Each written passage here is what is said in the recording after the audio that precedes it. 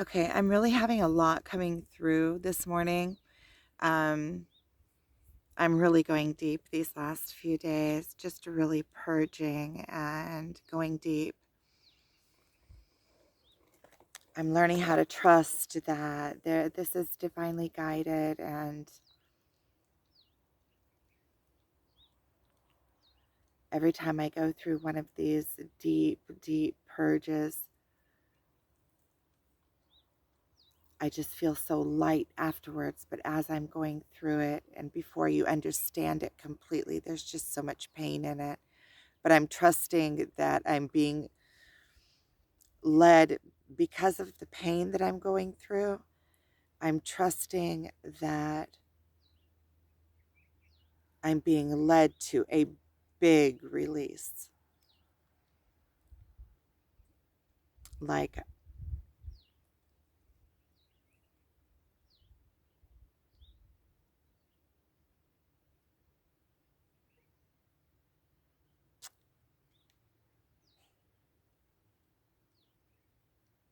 why am I crying again? Lola, I don't want the keys. See, it's so cute because they know when I'm feeling bad, so then she'll come and start licking me. But that's not what I wanted to talk about, the poor me, poor me. What I wanted to say was that I can see all of a sudden energetically that it is divine feminine's part on this journey to lead energetically. Um, divine feminine is the energetic leader, and divine masculine is the physical leader. So the divine masculine is the one that makes things happen in the physical world. It's like it's like a circle. The divine feminine is the push power, the energetic push nourisher, um, and then the masculine is the nourisher through making things realized, the things in the physical world. She pushes energetically, he realizes it. She pushes energetically, and so they each feed their own need, right? Their own counterpart. So each one needs exactly what the other one has in this push pull, right? In order to make it self reliable, like a perfect match, a perfect push pull match. And so then you have to balance that all out. And it is the female's part to balance out the energetic field. So because she is the energetic um, leader in all of this, she has to balance out the energetic field. She has to lead in that way. She has to hold the energetic field and lead the masculine through the energetic field as he leads her through the physical field. Knowingly or unknowingly, when you let go and just allow divine guidance, you come naturally into that place. There's nothing that you really need to do other than just become. Quit with the insecurities, the chase, pull, feeling of separation, um, feeling of unworthiness. Because if I felt worthy, I wouldn't have to chase. There wouldn't be that. There's not enough in the universe if I don't make it happen. Then you just learn to trust the universe and say, wait a minute, I'm worthy, and me just being me and standing in my place will magnetize in exactly what needs to be there and what needs to nourish me. But there's that place in between, that place in between here and there, and you need to pull yourself back to here, to your center. And in doing that, it's just like what I said in the video before, you are balancing out that energy. But you have to be the energetic leader in all of this, because you are the one that pushes through the energetic. You're the one that nourishes the masculine energy into the creation in the physical world, into being able to be that masculine. So you nourish that, and then they enfold, bring out that brings out their masculinity. It like blossoms their testosterone, like blossoms their need to fulfill that place. See, it's a yin and yang. It's and that in toll nourishes your want to nourish that. It's like a cycle that feeds itself, but your place is that energetic field. So as long as you're trying to pull on him energetically to provide for you, then you are pulling at his masculine. It becomes a tug of war.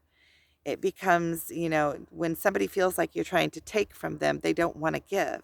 In the physical world, it plays out like that. When you see somebody trying to take from you, you automatically like, hey, what, like you don't, it's not coming from that place of wanting to give.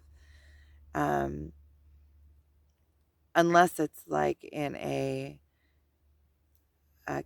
codependency kind of way, like you want somebody to need something from you so that you can hold them in that place of they need something from you so you can be the provider of it, and then that way you control them. So there's another kind of cycle there that's an unhealthy cycle. Okay, I just wanted to quickly do that because I had this like intense realization that it is the female energies part in this to um, hold the energy, to contain the energy, to be the push. Like her flower is energetic and his flower is physical. Testosterone is masculine, rigid. Hers is soft and nourishing and plentiful and loving, and provides that kind of warm aspect to it, warm, all engulfing. And his is kind of rigid and container and holds up that delicate flower. And so it's like, and that's his flower and what he gives. So it's kind of like this beautiful masculine, feminine dance that has to come into play. And the more that you're fighting the letting go within yourself, it's like that droplet that I said. It's like two same energies, two droplets of the same droplet merging together. And then there's that toss and tug of war until they merge and they just know.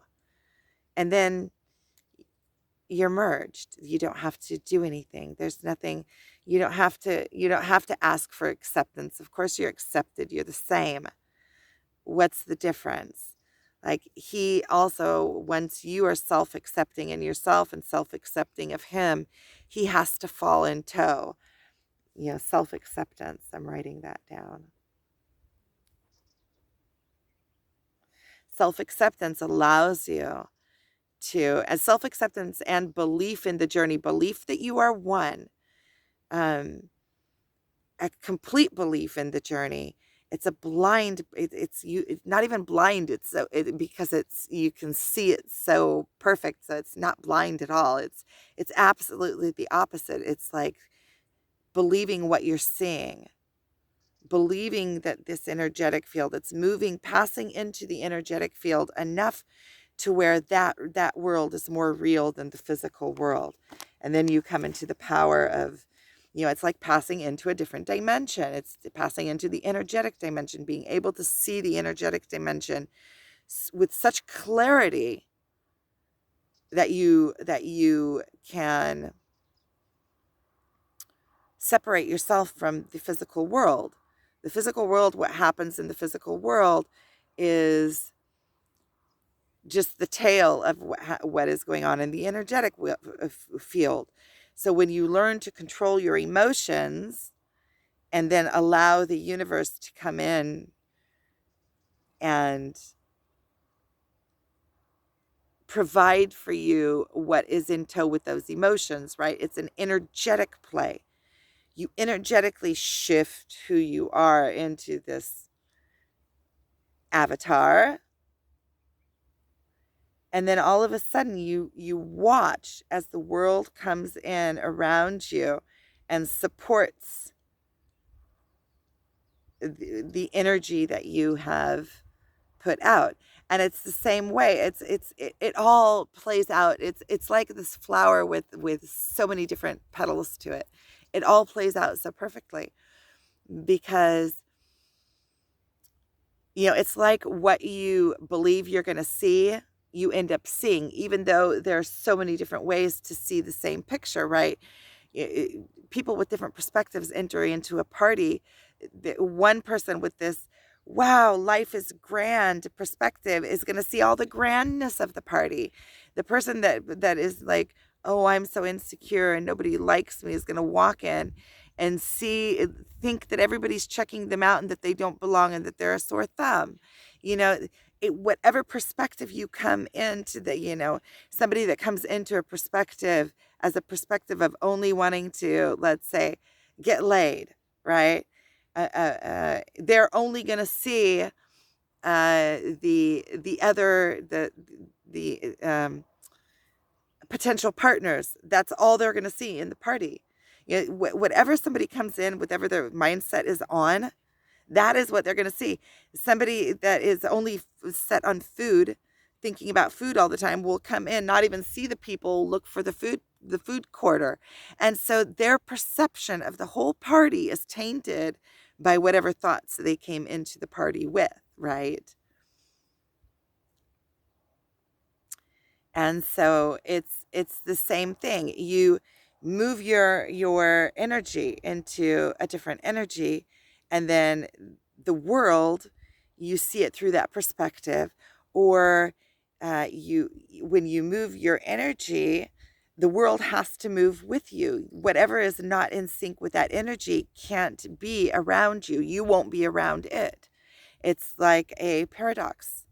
So when you shift into this energetic field, it's like the Garden of Eden. It's like everything that's in the physical world is just your energetic field. And you get to choose. It's like this big, massive game that you can sit up in this energetic field and you move your energy over here. And then all of a sudden, that's your existence in the physical world. It's like you have this avatar and you are guiding whatever experience that you're going to have from this energetic field. And most of the people don't even know that they are this higher being up here in the energetic field guiding. They're letting the emotions guide them. They are living in the avatar rather than living above the avatar. And then it's all just a game down here in the physical world. It's all just a funny game. And with your twin flame, it's kind of like this morning I was feeling like it's kind of like a game. It's like when you get to a place of such relaxation into it, it's like, okay, dude, what's that all about? Like you like, what are you bringing to the plate now? It's like your other counterpart really like blows your mind with all of the energetic games that they're bringing to the plate. And then you realize that you're also a player. Like, you don't only have to be on the like receiving end of all this, you're a perfect reflection. And it's like a big game. It's like you have this perfect reflection of yourself in the universe, and you can like completely shine all of your shinies, right? And they will pick up on it because they are in this, they're in this energetic field with you. So you can play the field as well. And you can tug, and just being yourself, mostly letting down your guard and just being yourself is going to shine your light bright to them anyway, because they see everything.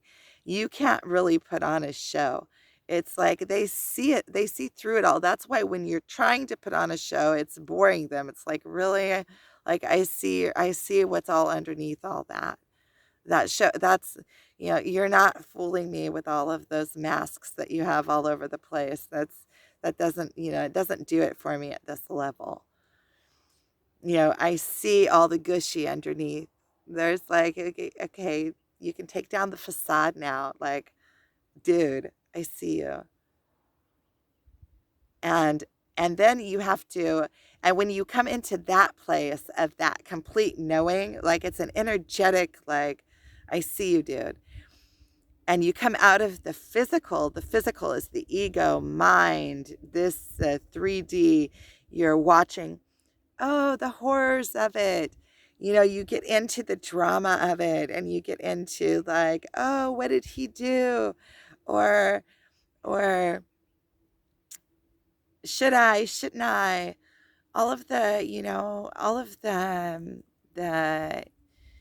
the running around in the physical world, all of the things that have to do with the physical world, where you get lost in that game and in the pain of it all, and and it's all divine, right? It's the mixing of the two. So you have to go through the pain to be able to be set free into the energy game, right? So the more pain you're going through, the further along you're being pushed, the more you can swallow into that pain. So this other counterpart in your life, every interaction with them is going to be pushing you further along. And every time you start feeling at ease, every time you start feeling like, oh, I can do this. Yeah. I'm gliding and I'm not having to purge anymore, because we get to these plateaus where it just feels good and we're relaxed and like we don't want to hurt anymore. We don't want to hurt anymore. Let's just, okay, maybe I'll stop here. I'll quit pushing myself. I'll stop here because this I already know how to do, right? We get to these places on the twin flame journey where we start relaxing, and then, you know, if we're not fully in that energetic field, heaven on earth, our higher self, our full awakening, our full self accepting, our self love, our trusting in ourselves, knowing that we are part of the divine, trusting in God, our connection to the all, our connection to our twin through the all, because the only way to get the connection through your twin is through the all. Otherwise, it's still that droplet that's not merging. It's a droplet that is merging and slowly pulsating. But once you bypass that and you come through heaven's doors, like you come back up to your soul level where there is no ego and there is no, all you want is for the best of that other being, because wanting for the best of that other being is wanting for the best of yourself. It's watching your energy being healed on the other side. And so if you can take yourself out of the equation, which is also healing to him or her, because it's like, okay, I see that you need to go through this, and it's an allowance. It's a loving of the other above yourself. It's like there's also a little element of, okay, dude, really, that's your lesson. It's like that's on the part of the playground. It's like, okay, dude, go do that.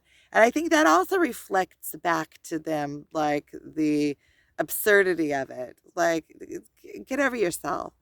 Like, because they can feel both of these sides, the side of being loving and supporting and coming in and holding the other one up, and pulling myself out of the picture, and just being a loving force for him, and a wall of acceptance and relaxation that's just giving him his space to do his healing work. But then you have like that side that is kind of like being surrendered and being a sacrifice, like sacrificing yourself for the better of the both of you. But it's also alchemizing yourself, because it's allowing you to grow stronger, but it's also, while I grow stronger, it's equalizing the energy, I guess, because while I grow stronger, I give him that energy in lifting him up in that place of allowance, and of truly showing him love in that place. Like, okay, if this is what you need to do, then I'm sacrificing it's not really sacrificing yourself, because, it comes right around. It's like acceptance, and in acceptance, I'm also accepting myself. I'm also getting the higher version of my own self. Like, okay, it's not about me completely. I'm above this, and what is meant to be in my world will come into my world. It's kind of like an acceptance, a surrender. And by me surrendering, first of all, I'm balancing out that energy again. But I'm also showing him compassion and love and, okay, I'm not a threat to you. You can do your own thing and I'll just be over here, and at the same time it's kind of like he has to be getting that other energy of like, really, dude? That's where he's getting stuck in the physical world. The places that I'm getting stuck, I have other places I'm getting stuck. But those are the places that he's getting stuck. And who am I to even say what it is? Who am I to even say? I don't have those lessons. Those aren't my lessons. Those are his lessons. It's only my perception of it. And so even there, I'm surrendering into like not even being judgmental of it or in anything. It's like, okay,